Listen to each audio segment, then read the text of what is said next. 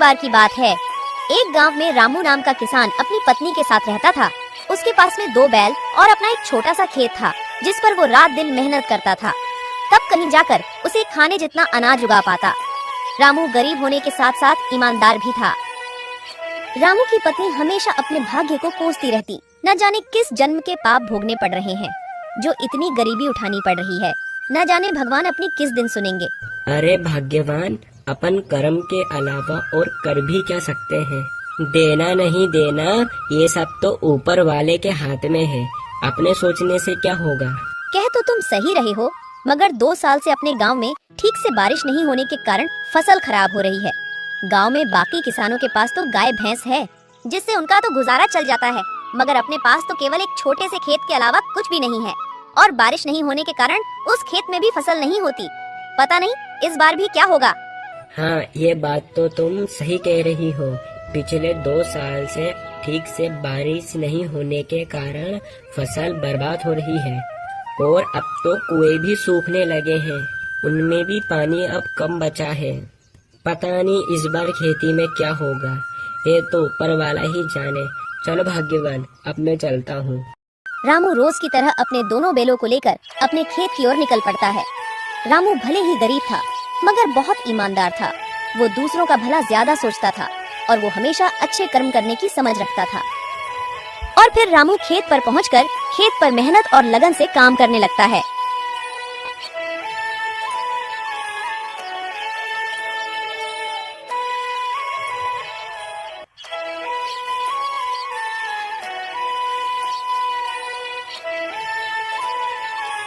फिर थोड़ी देर बाद, अरे इतनी धूप में काम करने के बाद अब मुझे भूख लग रही है और अब तो मेरे ये दोनों बैल भी थक गए हैं। एक काम करता हूँ, मैंने अपने आधे खेत की तो जुताई कर ली है और आधे खेत की जुताई अब मैं कल कर लूँगा। मेरे ये बेचारे बैल भी थक गए हैं। चलो चलो अब अपन घर चलते हैं। रामू खुद से ज्यादा अपने बैलों का ख्याल रखता था।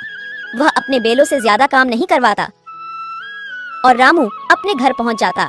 अरे ओ भाग्यवान, भाग्यवान, भाग्यवान, आज धूप में काम करते करते मुझे बहुत तेज भूख लग रही है। जाओ जाओ, तुम घर में जो कुछ भी है वो फटाफट से लेकर आओ। जब तक मैं अपने दोनों बैलों को चारा डालकर आता हूँ, जब तक तुम खाना परसो।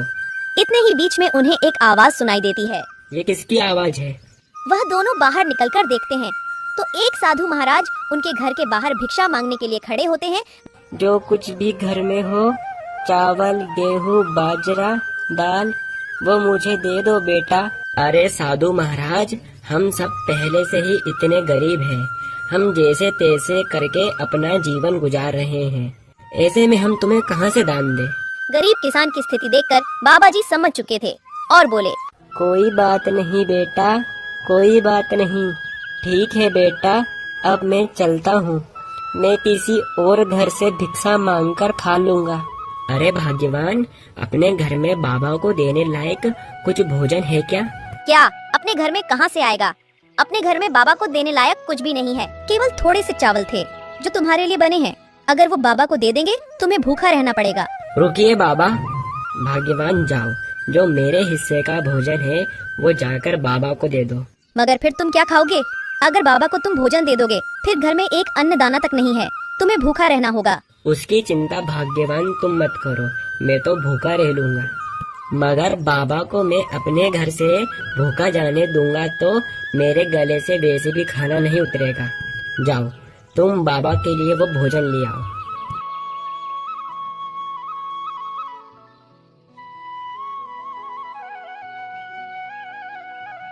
रामू की पत्नी रामू की बात के अनुसार रामू के हिस्से का खाना बाबा को दे देती है। धन्यवाद बेटा, धन्यवाद। भले ही तेरे अभी बुरे दिन चल रहे हैं, मगर ऊपर वाला सब देख रहा है। वो तेरी एक दिन अवश्य सुनेगा बेटा, धीरज रख। फिर सुबह हर रोज की तरह रामू आज भी अपने 2 बैलों के साथ खेत की ओर चल देता है।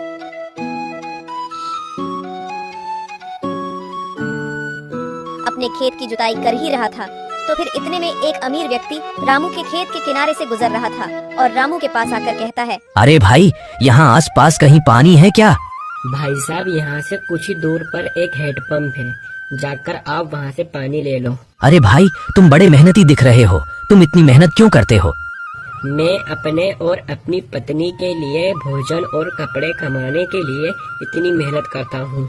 अरे, तुम इतनी मेहनत करने के बावजूद अभी तक गरीब की गरीब हो। तुम तो अच्छे काम करते हो, तो भी तुम गरीब हो। मुझे तो नहीं लगता है कि कर्मों का फल मिलता है। नहीं नहीं भाई साहब, मुझे पूरा विश्वास है, भगवान के घर पर देर है मगर अंधेर नहीं।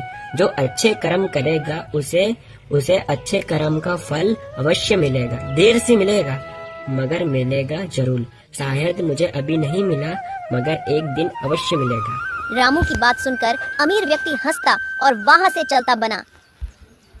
रामू ने अपनी मेहनत जारी रखी मगर खेत को जोतते जोतते अचानक से रामू का पैर हल के नीचे आ जाता है, जिस कारण रामू का पैर कट जाता है। रामू दर्द के मारे झूम उठा। अरे भगवान, मेरा पैर तो कट गया। अरे प्रभु, वो अमीर व्यक्ति सही बोल रहा था क्या कि कर्मों का कोई फल नहीं होता? अगर मैं अच्छे कर्म कर रहा हूँ तो भी मेरा पैर कट गया। मैंने किसी का क्या बिगाड़ा है जो मेरे पैर में लगी? जैसे तैसे रामू अपने घर पहुंचा और अपनी पत्नी को जो उसके साथ हुआ वो सारी बातें रामू ने अपनी पत्नी को बताई। तुमने आज तक किसी को परेशान नहीं किया है, तुम्हें तुम्हारे अच्छे कर्मों का फल मिलेगा। रामू को अपनी पत्नी की बात सुनकर तसल्ली आई।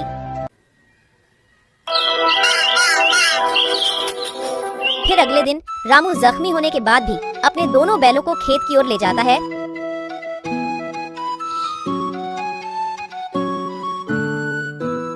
अरे अभी तक बारिश तो आई नहीं, अब फिर मैं अपने खेत की सिंचाई कैसे करूँगा? चलो एक काम करता हूँ, अपने खेत के कुएं में जाकर देखता हूँ उसमें कितना पानी है। अगर उसमें पानी हुआ तो अपने खेत की सिंचाई करूँगा। अपने खेत के कुएं के पास में जाता है मगर कुएं में एक बूंद भी पानी नहीं था। कुआं पूरा सूखा पड़ा था।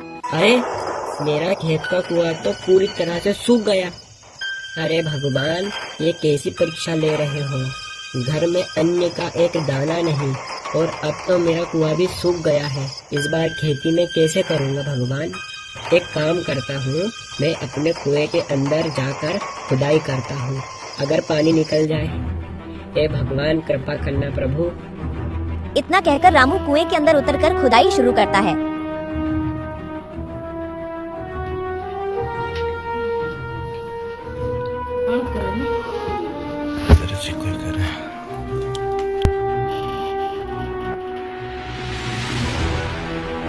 थोड़े समय बाद अचानक से कुएं के एक पत्थर के अंदर से पानी निकलने लगता है। ये पानी कहाँ से आया? मुझे तो अपनी आंखों पर विश्वास ही नहीं होता। मुझे तो लगता है ये सब मेरे अच्छे कर्मों का फल है जो मुझे मिला। भाग्यवान सही कह रही थी कि तुम्हें तुम्हारे अच्छे कर्म का फल अवश्य मिलेगा। ऊपर वाले ने मेरी सुन ली। इस पानी से तो अब मैं अपने खेत की सिंचाई अच्छी तरह से कर सकूंगा। रामू की खुशी का कोई जवाब नहीं था। रामू पानी को देखकर बहुत खुश हो गया।